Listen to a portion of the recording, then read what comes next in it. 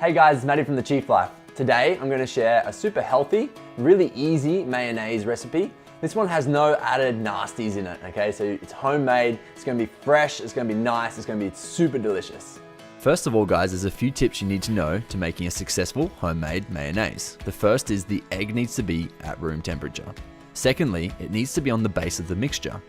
We'll then add our acidic products, your salt,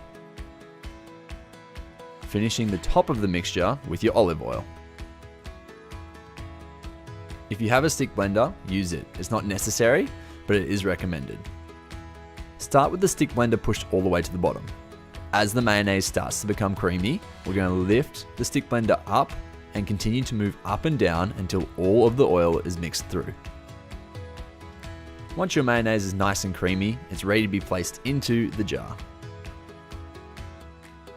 And there you have your homemade mayonnaise. A couple of minutes, no added nasties, super simple and super delicious.